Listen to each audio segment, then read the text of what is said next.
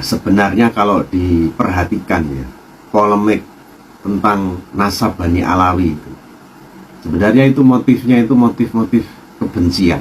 Jadi nggak murni persoalan hukum, nggak murni persoalan ilmiah gitu. Kenapa? Karena narasi yang dibangun itu kan misalnya begini. Oh, itu Ba'alawi itu yang ada di Indonesia itu adalah imigran, pendatang dari Yaman. Mereka cari makan di sini, nunut cari makan. Kan itu. Jadi kalimat-kalimat yang dibangun itu rasis gitu. Penuh dengan kebencian. Jadi gara-gara mungkin di sini ada 1-2 Habib itu yang mungkin arogan gitu, omongannya gak enak. Lalu kemudian dipukul rata, ya. Semua Habib itu dianggap brengsek. Lalu kemudian merembet kemana-mana. Kalau diperhatikan kan omongannya Kiai Imaduddin Utsman itu kan arahnya juga ke sana. Jadi melihat ada Habib yang omongannya gak enak gitu, yang dianggap mentang-mentang gitu. Lalu kemudian dihubung-hubungkan, ini gak mungkin ini keturunan Nabi Muhammad. Lalu dicari-cari dalil, dicari-cari alasan. Katanya ada kitab yang mengakui itu sebagai dzurriyyat Rasulullah, itu adalah kitab yang gak sejaman. Meskipun kemudian ditunjukkan, loh ini loh ada kitab sejaman di abad 5, tapi tetap saja nggak diakui. Itulah. Jadi memang motifnya itu motif kebencian. Makanya ini jadi persoalan, jadi masalah rasis ini ya. Jadi persoalan rasisme ini. Nah, kalau kita mau ngomong Habib itu ya, apa benar Habib-Habib itu brengsek? Apa benar mereka itu adalah imigran? Coba. Nah, jadi contohnya begini. Zaman dulu ya, Kiai Hasyim Asy'ari gitu, zaman Indonesia sebelum merdeka. Kiai Hasyim Asy'ari itu diantara guru-guru beliau itu ya Habib-Habib. Ada yang bilang katanya Ba'alawi itu tidak diakui di Mekah. Itu kan omongan orang dongok itu. Jadi kalau di dalam sejarahnya itu ya, ini saya kerpekkan ini, saya ngerpek ini, saya catat ini riwayat sejarahnya. Kiai Hasyim Asy'ari itu punya guru-guru ya Habib. Di antaranya Sayyid Alawi bin Ahmad Assegaf. Nah, beliau ini adalah nakib Bani Alawi di Mekah. Jadi tadi kalau ada yang bilang bahwa Bani Alawi nggak diakui di Mekah, itu omongan orang dongok. Nah, beliau Sayyid Alawi bin Ahmad Assegaf ini punya kitab Syarafatul Mu'in, itu yang dikaji ya, yang menjadi bahan ngaji para santri, terutama santri pesantren-pesantren Nahdlatul Ulama. Itu namanya kitab Tarsihul Mustafidin. Itu sarahnya kitab Fathul Mu'in. Nah, terus kemudian ada Sayyid Husain Al-Habsyi. Beliau ini merupakan mufti Mekah. Habib ini jadi mufti Mekah. Itu mufti Mekah setelah Sayyid Saidi Dahlan. Beliau ini juga guru dari guru dari Kiai Hasyim Asy'ari di guru kitab Sahih Muslim, kitab hadis Sahih Muslim itu. Guru lainnya yang merupakan Habib ada Said Abbas Al-Maliki Al-Hasani, ada Said Ahmad bin Hasan Al-Atos. Nah, lalu ada juga Habib-Habib itu yang berjasa dalam perjuangan kemerdekaan Indonesia. Apa di antara? Saya nggak hafal, nggak bisa menyebut seluruhnya ya. Ambil beberapa aja. Itu ada ayahnya Sultan Hamid II.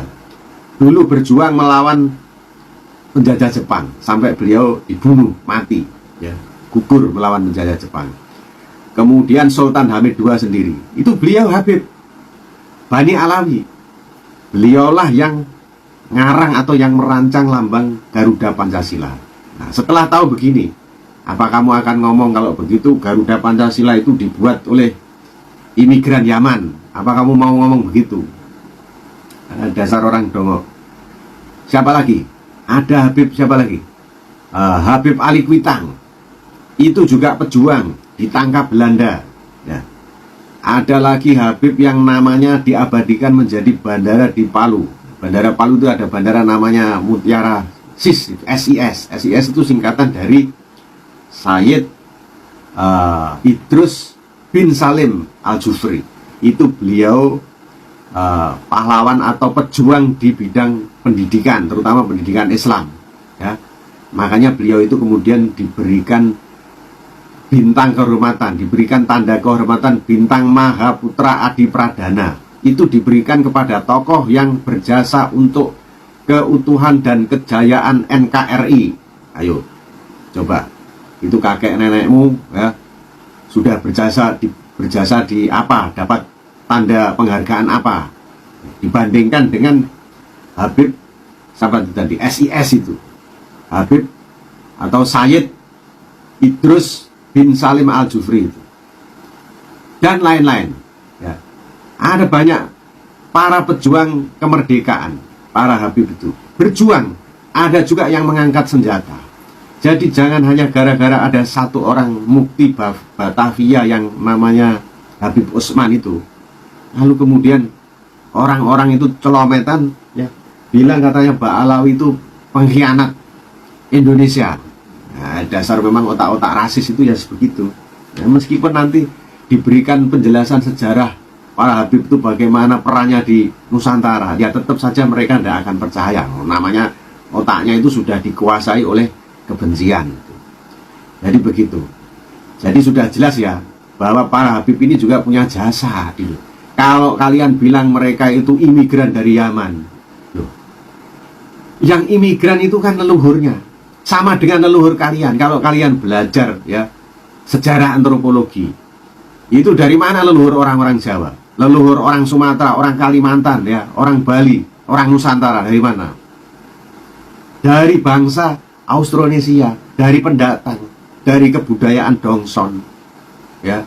Dan kemudian berbaur dengan orang-orang dari mana itu? Austroasiatik, dari Asia Selatan dan sebagainya itu. Semuanya imigran, semuanya pendatang.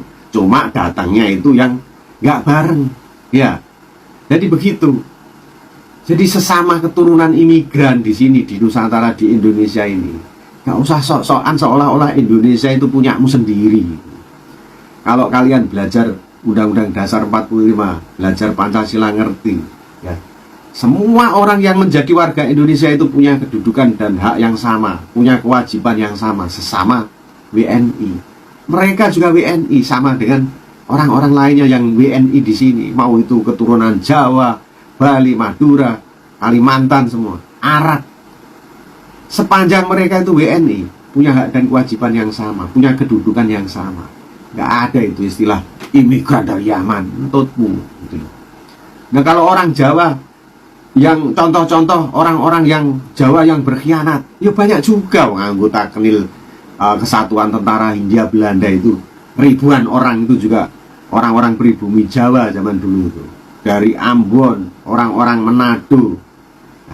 Apakah lalu kita akan bilang bahwa Jawa itu pengkhianat, Manado pengkhianat, Ambon pengkhianat? Kan nggak begitu. Di semua suku itu ada pengkhianatnya, termasuk di Jawa juga. Abdul Qadir Wijaya Atmojo gitu, yang dari dulu ikut Belanda, merupakan pribumi satu-satunya yang punya pangkat tertinggi di Kesatuan Tentara Hindia Belanda itu, sampai pangkatnya kolonel. Itu orang dari Jawa Tengah. Sampai setelah Indonesia merdeka ya tetap ikut Belanda. Ya. Kemudian mewakili Belanda di perjanjian Renville yang tahun 47 itu. Apakah lalu kamu akan bilang bahwa bangsa Jawa itu pengkhianat Nusantara? Nah itu hanya yang begitu mikir begitu itu orang-orang yang dongo. Jadi kalau dibilang para Habib itu, Bani Alawi itu pengkhianat Indonesia, ya hanya orang dongo, orang yang rasis yang mikir begitu itu. Nah mudah-mudahan mereka ini disadarkan lah ya. Otaknya itu dibikin menjadi normal gitu, nggak kayak sekarang karena dipenuhi oleh kebencian. Nah, terus mereka membuat propaganda yang rasis seperti itu.